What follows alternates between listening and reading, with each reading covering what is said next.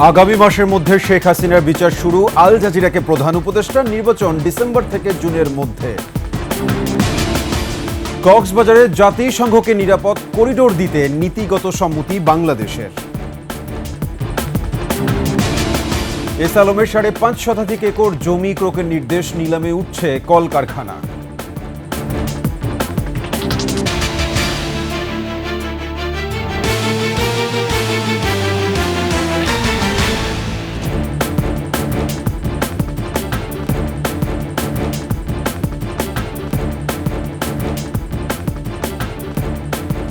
শুনছিলেন সংবাদ শিরোনাম। আমন্ত্রণ ২১ সংবাদে, সাথে আছি আমি সাব্বির আহমেদ। দর্শক, ২১ টেলিভিশনের সংবাদ একই সাথে সরাসরি দেখতে পাবেন আমাদের ফেসবুক পেজ www.facebook.com/2124 অনলাইনে।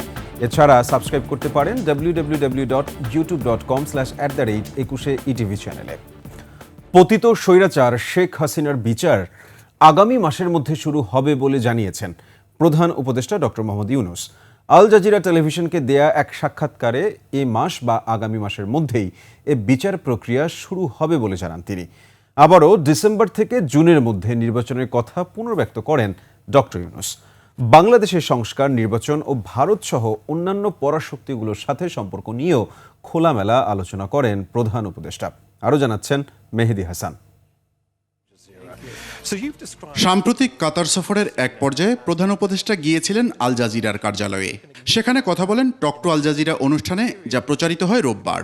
শুরুতেই জুলাই অভ্যুত্থান, হাসিনা সরকারের লুটতরাজ এবং বর্তমান সরকারের কর্মপরিকল্পনার বিস্তারিত তুলে ধরেন প্রধান উপদেষ্টা।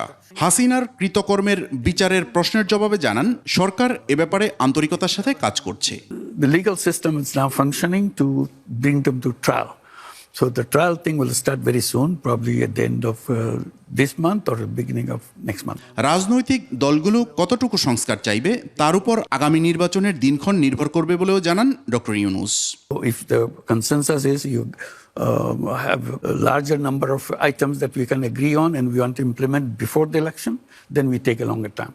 If they are not in a hurry to have the election and go a smaller version of the implementation, then we have the early election in December. If it takes a longer version, we go up to June. Beyond June, we don't go. ভারতে হাসিনার অবস্থান দুদেশের সম্পর্কের জন্য অস্বস্তিকর হলেও দেশটির সাথে বাংলাদেশ সম্পর্ক এগিয়ে নিতে চায় বলেও জানান প্রধান উপদেষ্টা। This is one of the cases that we have to resolve ourselves, that continue to do that. We understand what their legal situation is, what our legal situation is, but we are waiting for the legal notice coming from the court that brings it to a higher level of notice. সব প্রতিবেশীর সাথে সুসম্পর্কের অংশ হিসেবে আগে ভারত সফরের পরিকল্পনা ছিল জানিয়ে প্রধান উপদেষ্টা বলেন, তাদের সাড়া না পাওয়ায় তিনি চীনে গেছেন। I tried to go to India, they didn't respond to it, so I went to China, and now I'll be going to Malaysia. So I'm busy, and I was in Bangkok, in Thailand. So I'm visiting many countries around. শুল্ক যুদ্ধ থেকে বাংলাদেশ সর্বোচ্চ সুবিধা নেওয়ার চেষ্টা করবে বলেও জানান তিনি। USA is a good friend, China is a good friend, India is a good friend. Mehedi Hasan, ২১ television, Dhaka. মিয়ানমারের রাখাইনে মানবিক সহায়তা পৌঁছে দিতে জাতিসংঘকে নিরাপদ করিডোর দিতে শর্ত সাপেক্ষে নীতিগত সম্মত হয়েছে বাংলাদেশ। কেবল শর্ত পালন করলেই মিলবে সহযোগিতা, জানালেন পররাষ্ট্র উপদেষ্টা। এদিকে ভারত পাকিস্তান চলমান উত্তেজনা প্রশমনে দুই দেশ চাইলে মধ্যস্থতার ভূমিকা পালন করতে পারে বাংলাদেশ। বিস্তারিত আকবর হোসেন সুমনের রিপোর্টে।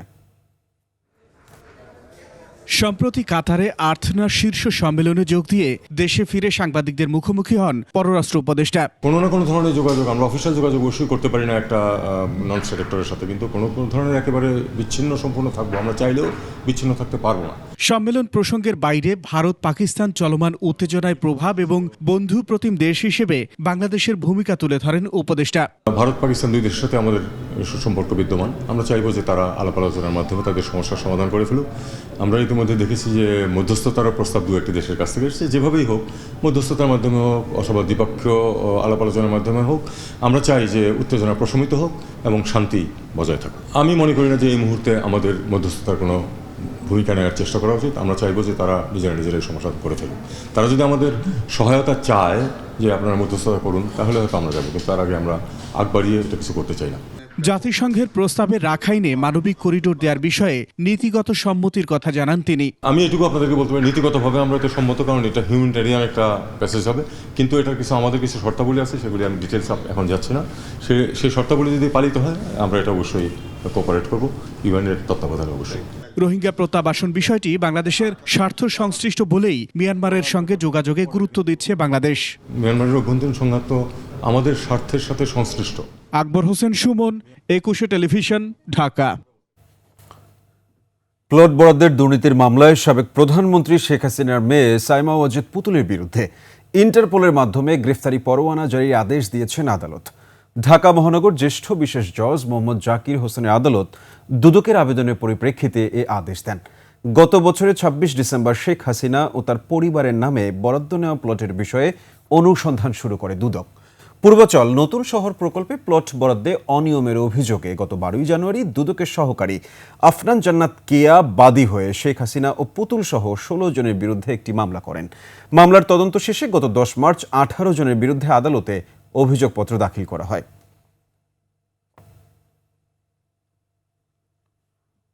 লুটেরা ব্যবসায়ী গোষ্ঠী এস আলম গ্রুপের চেয়ারম্যান মোহাম্মদ সাইফুল আলম ও তার স্বার্থ সংশ্লিষ্ট ব্যক্তিদের নামে চট্টগ্রামের বাঁশখালীতে থাকা 563.57 একর জমি ক্রয়ের আদেশ দিয়েছেন আদালত। রোববার দুদকের আবেদনের পরিপ্রেক্ষিতে ঢাকার মেট্রোপলিটন সিনিয়র স্পেশাল জজ মোহাম্মদ জাকির হোসেন গালিব এ আদেশ দেন। এসব জমির দলিল মূল্য 1,01,76,80,000 টাকা। আবেদনে বলা হয়েছে, এস আলম ও তার স্বার্থ সংশ্লিষ্টরা বিভিন্ন ব্যাংক থেকে নামে বেনামে বিধি বহির্ভূতভাবে ঋণ নিয়ে তা আত্মসাৎ করেছেন। এখন তাদের সম্পদসমূহ স্থানান্তর বা বেহাত করার চেষ্টা করছেন। তাই এসব সম্পদ ক্রোক আদেশ হওয়া আবশ্যক।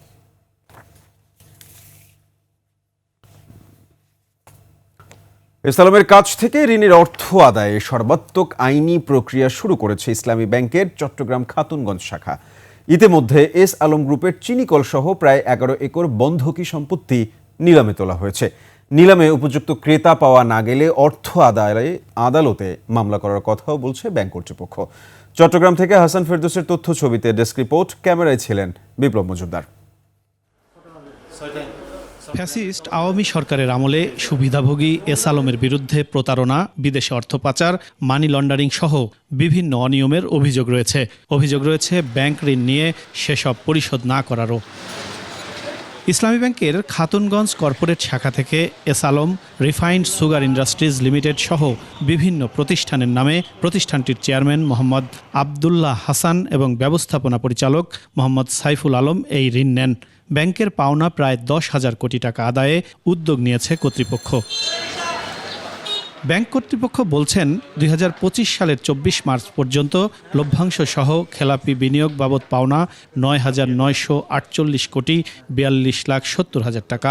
ঋণ গ্রহণকালে মর্টগেজ রাখা চট্টগ্রামের কর্ণফুলীর পাথরঘাটার ঈসানগর মৌজার 10.93% জায়গা সহ এর উপর থাকা কারখানা, গুদাম ও ভবন নিলামে তোলা হচ্ছে। এই বিনিয়োগের টাকা আদায়ের জন্য মূলত আমরা সর্বাত্মক আইনি প্রচেষ্টা চালিয়ে যাচ্ছি। তারই অংশ হিসেবে আমার কাছে রক্ষিত যে সমস্ত মর্টগেজ প্রপার্টিগুলো আছে সেগুলো নিলামের জন্য আমরা অর্থনীতি আইন আদালত অনুযায়ী পত্রিকায় আমরা বিজ্ঞপ্তি প্রকাশ করেছি। আগামী 14 মে নিলামের দরপত্র গ্রহণ করা হবে। এতে যোগ্য প্রতিষ্ঠান পাওয়া না গেলে আইন অনুযায়ী এস আলম গ্রুপের বিরুদ্ধে অর্থ ঋণ আদালতে মামলা করা হবে। আগ্রহী ক্রেতা পেলে পরবর্তী পদক্ষেপ নেওয়া হবে, অন্যথায় আমরা সরাসরি অর্থ ঋণ আদালতে মামলা দায়ের করব। এর আগে দুর্নীতি দমন কমিশনের দায়ের করা মামলায় বুধবার 159.15 একর জমি এবং 17 এপ্রিল এস আলমের 1,360টি ব্যাংক হিসাবে থাকা 2,619 কোটি 7,16,000 টাকা জব্দের আদেশ দেয় ঢাকার সিএমএম আদালত। ফিরোজ হোসেন, 21 টেলিভিশন।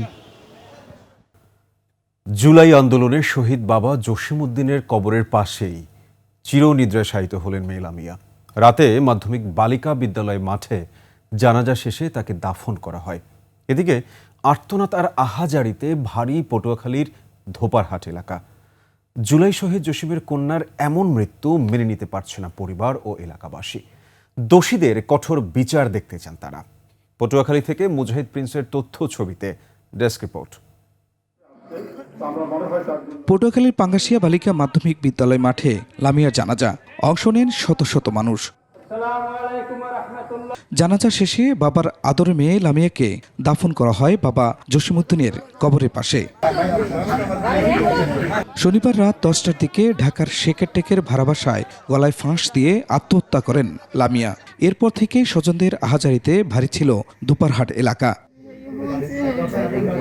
জুলাই শহীদের কন্যার এমন করুণ মৃত্যু মানতেই পারছেন না স্বজন প্রতিবেশীরা, চেয়েছেন দোষীদের কঠোর শাস্তি। বাপ মরছে, মা মরছে, মাইয়ে মরছে, বুয়া মরছে, এখন আবার নাতি মরে। কারণ ওখানে যে দর্শনটা হয়েছে, দর্শনের একটা ভিতরে যে একটা দুঃখ, একটা হিটে সামাল দিতে না পারে, এজন্য সে আত্মহত্যা করছে। গত 18 মার্চ পটুয়াখালীর নিজ বাড়ি থেকে নানা বাড়ি যাওয়ার পথে লামিয়া ধর্ষণের শিকার হয়। সাহসিকতার সাথে তিনি নিজে থানায় গিয়ে অভিযুক্তদের বিরুদ্ধে মামলা করেন। অভিযুক্ত সাকিব ও সিফাতকে গ্রেপ্তার করে পুলিশ। লামিয়ার পরিবারের দাবি, ধর্ষণের শিকার হওয়ার পর থেকেই লামিয়া মানসিক যন্ত্রণায় ভুগছিলেন। সামাজিক লজ্জা, অবহেলা আর ন্যায় বিচার না পাওয়ার শঙ্কা থেকে চরম হতাশায় আত্মহননের পথ বেছে নেন তিনি। Khurshid Alam, desk report, 21 television. BDR হত্যাকাণ্ড বিষয়ক জাতীয় স্বাধীন তদন্ত কমিশনে সংশ্লিষ্ট ব্যক্তিদের সাক্ষ্য দেওয়ার জন্য আহ্বান জানিয়েছেন জাতীয় স্বাধীন তদন্ত কমিশন। এক সংবাদ বিজ্ঞপ্তিতে এ তথ্য জানানো হয়। জাতীয় স্বাধীন কমিশনের ওয়েবসাইটে সাক্ষ্য দেওয়ার অনুরোধ করা হয়। বিজ্ঞপ্তিতে সাবেক প্রধানমন্ত্রী শেখ হাসিনা ও তার সাবেক নিরাপত্তা উপদেষ্টা অবসরপ্রাপ্ত মেজর জেনারেল তারেক আহমেদ সিদ্দিক, ঢাকা দক্ষিণের সাবেক মেয়র শেখ ফজলে নূর তাপস, সাবেক সংসদ সদস্য ফজলুল করিম সেলিম, জাহাঙ্গীর কবির নানক, মির্জা আজম, আফামা বাহাউদ্দিন নাসিম, ওয়ারিসাত হোসেন বেলাল, আনিসুল ইসলাম মাহমুদ, নুরুল ইসলাম ও এইচ.এম. গোলাম রেজা, সাবেক ওয়ার্ল্ড কমিশনার সুরাইয়া বেগম ও নুরুল ইসলাম, র্যাবের সাবেক ডিজি হাসান মাহমুদ খন্দকার, সাবেক অতিরিক্ত আইজিপি মনিরুল ইসলাম, সাংবাদিক মুন্নি সাহা, জয় মামুন, মঞ্জুরুল আহসান বুলবুলকে সাক্ষ্য দেওয়ার জন্য আহ্বান জানানো হয়েছে।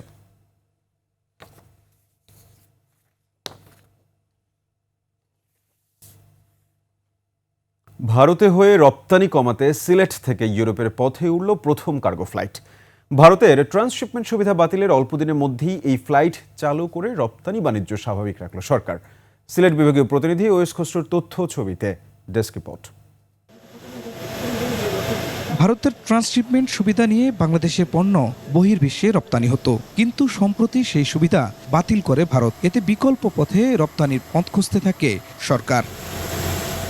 রোববার সন্ধ্যায় সিলেট ওসমানী আন্তর্জাতিক বিমানবন্দর থেকে স্পেনের উদ্দেশ্যে উড়ে গেল প্রথম কার্গো ফ্লাইট।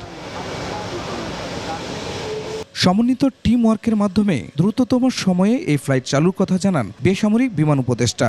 আমাদের ব্যবসায়ীরা দিল্লি, ব্যাঙ্গালোর এবং কলকাতা এয়ারপোর্ট ব্যবহার করে। আমরা শুধু ওই কস্ট মিট করব না, আমরা ওই কস্টের থেকেও এক্সিড করব। সিলেটের এই ফ্লাইটের মাধ্যমে বাণিজ্যের নতুন পথের সূচনা হলো বলে জানান অতিথিরা। যাদের এটা একেবারে প্রাণান্ত একটা অনুরোধ ছিল, সেই অনুরোধেরই আজকে একটা প্রথম পদক্ষেপ। বাংলাদেশেই এই কার্গো প্লেনটি আসছে এবং তারা সপ্তাহে সিলেট থেকে অন্তত 2টি ফ্লাইট তারা চালু করবে। এই ফ্লাইটের মাধ্যমে রপ্তানির যে দ্বার উন্মোচিত হলো, তা দেশের বহু রপ্তানিকারকের জন্য আশাবাদী হয়ে দাঁড়াবে। ব্যবসায়ীরা বলছেন এই ফ্লাইট চালুর মাধ্যমে কমবে খরচ। ট্রান্সশিপমেন্টের যে নির্ভরতা থেকে আমরা বেরিয়ে আসতে পারবো, হ্যাসেলটা কমবে, বর্ডার ক্রসিংয়ের ডাবল ট্যাক্সেশন এগুলিতে হবে না। ঢাকার প্রেশারটা কমে যাবে, রেট কমে যাবে এবং অন্য ধরনের অনেক বন্ডেড ফ্যাসিলিটিস আমরা ডেভেলপ করতে পারবো। চট্টগ্রামের শাহ আমানত বিমানবন্দর থেকেও কার্গো ফ্লাইট চালু করা হবে। Khurshid Alam, desk report, 21 television. এরই সাথে শেষ করছে 21 সংবাদ। যাবার আগে সংবাদ শিরোনামগুলো আরও একবার।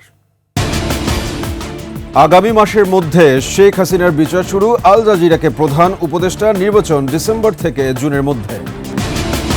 কক্সবাজারে জাতিসংঘকে নিরাপদ করিডোর দিতে নীতিগত সম্মতি বাংলাদেশের। এস আলমের 5.5 শতাধিক একর জমি ক্রয়ের নির্দেশ, নিলামে উঠছে কলকারখানা।